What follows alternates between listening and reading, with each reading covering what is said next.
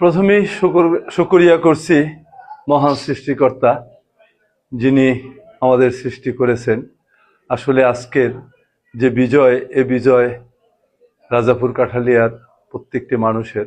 আপনারা জানেন, গত 17 বছর আমাদের এই মানুষগুলো আন্দোলন সংগ্রামের মধ্যে মিথ্যা মামলায়, জেল জুলুম সবকিছু উপেক্ষা করে দলের প্রতি তাদের যে আনুগত্য, দলের প্রতি তাদের যে ভালোবাসা, সেখান থেকেই আসলে আমি এই স্বল্প সময়ের মধ্যে 5ই আগস্টের পরেই রাজাপুর কাঠালিয়ার রাজনীতিতে বিশেষ করে হাত দেই। সেই হিসাবে এত অল্প সময়ের মধ্যেই মানুষের ভালোবাসা পাওয়া, এটা অত্যন্ত কষ্টকর এবং একটা দুঃসাধ্য বলে আমি মনে করি। কিন্তু মানুষটা যে এত অল্প সময়ের মধ্যে আমাকে ভালোবেসেছে, তার মধ্যে কিছু কিছু মানুষ রয়েছে যারা তাদের জীবনের চেয়ে আমাকে ভালোবাসে। আমি তাদের অনুভব করি, তাদের হৃদয়ের মধ্য থেকে তারা যে মাঝে মাঝেই আমাকে অনুভব করে, তা আমি বুঝতে পারি, কিন্তু আমি সেই মানুষগুলোকে কিছু বলতে পারি না। যাই হোক, আজকে এই বিজয়ের মধ্য দিয়ে আমি আমার নেতাকর্মীদের শুধু বলবো যে রাজনীতির সবচেয়ে বড় দিকটা হলো মানুষের প্রতি ভালোবাসা। আজকে আমাদের বিজয় যদি কেউ কষ্ট পায়, আমরা যেন এই বিজয় আনন্দ উল্লাস করে মানুষকে আরো বেশি কষ্ট না দেই। আমরা বুঝতে হবে যে আজকে এই বিজয় পেতে যে ধরনের প্রতিযোগিতা আমাদের করতে হয়েছে, আসলে বিএনপির মতো একটি বড় দলের এইখানে এত প্রতিযোগিতা হওয়ার কথা নয়, এবং যাদের সঙ্গে প্রতিযোগিতা হয়েছে তাদের সঙ্গেও এই প্রতিযোগিতা হওয়ার একেবারেই কথা ছিল না। নিশ্চয়ই আমাদের নেতৃত্বের মধ্যে দীর্ঘদিনের কোথাও না কোথাও মানুষের ভালোবাসা পেতে কিছুটা হলেও আমরা সঠিকভাবে মানুষগুলোকে বুঝতে পারিনি। আমি মনে করব যে আমি এই অঞ্চলের মানুষগুলোকে বুঝতে চাইব যে আসলেই তারা কিভাবে তাদের নেতাকে চায়। আমি আশা করি আমার এই রাজাপুর কাঠালিয়ার সকল মানুষের জনপ্রতিনিধি হিসাবেই সকল মানুষগুলোকে ভালোবেসে, সকল মানুষগুলোকে আমি আমার কাছে নিয়ে যাতে করে আগামী দিনে সুন্দর রাজাপুর কাঠালিয়া উপহার দিতে পারি, তার জন্য আমি চাইব যে আমাদের দলের নেতাকর্মীরাও রাজনীতিতে একটি গুণগত পরিবর্তন আনতে হবে। যে গুণগত পরিবর্তন প্রত্যাশা করে আধুনিক বাংলাদেশ, যে গুণগত পরিবর্তন প্রত্যাশা করে আমাদের সকলের নেতা, বর্তমান বিএনপির চেয়ারম্যান জনাব তারেক রহমান, সেই হিসাবে রাজাপুরের দীর্ঘদিনের নেতৃত্বের একটা পরিবর্তন আনতে হবে। আমার সামনে এখন অনেক কাজ। এই অঞ্চলের মানুষের আজকে গত 17 বছর আসলে আমি গ্রামগঞ্জে হেঁটে দেখেছি নেতৃত্ব শূন্যতা ছিল। কারণ একজন জনপ্রতিনিধি হতে হলে জনগণের কাছে যেতে হয়, জনপদে যেতে হয়। আমি এর আগে যিনি ছিলেন, আমি জানতে পেরেছি তিনি জনপদে যাননি, জনগণের কাছে তো নয়। সুতরাং আমাদের আগামী দিনের নেতৃত্ব যেভাবে শহীদ রাষ্ট্রপতি জিয়াউর রহমান সবসময় জনগণের পাশে যেতেন, একইভাবে তারেক রহমান বারবার বলেছে জনগণ জনগণ জনগণ, তাদের পাশে দাঁড়ান, পাশে থাকুন, তাদেরকে বুঝতে চেষ্টা করুন।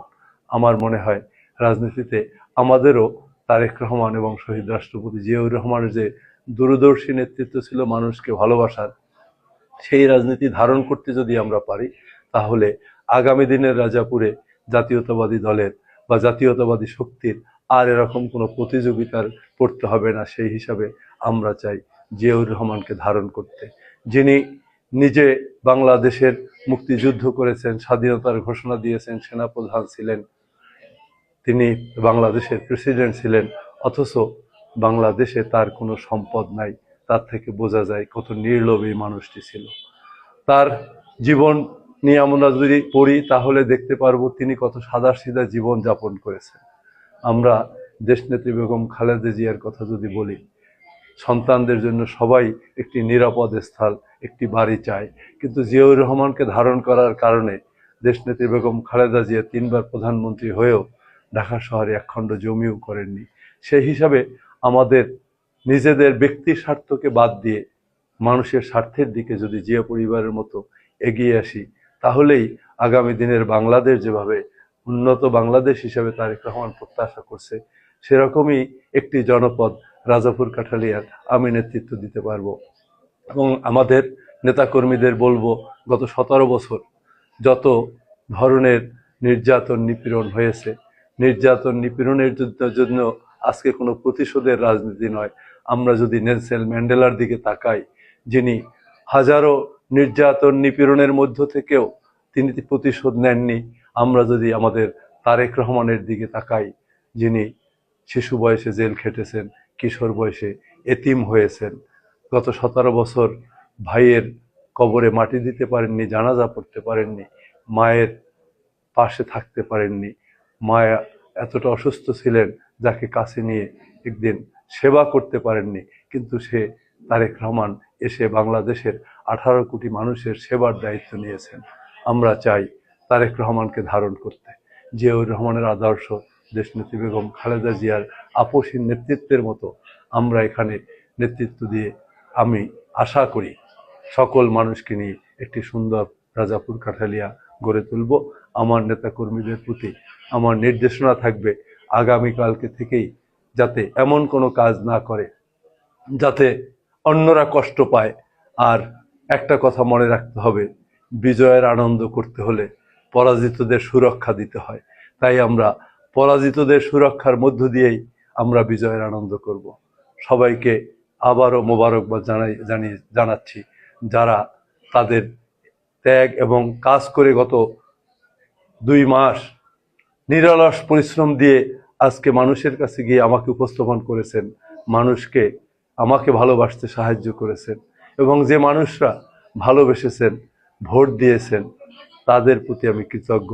আশা করি যে আশা নিয়ে তারা আমাকে ভোট দিয়েছেন তাদেরকে আমি হতাশ করব না, আমার নেতৃত্ব দিয়ে তাদেরকে তাদের আশার জায়গাটাকে পূরণ করার চেষ্টা করব।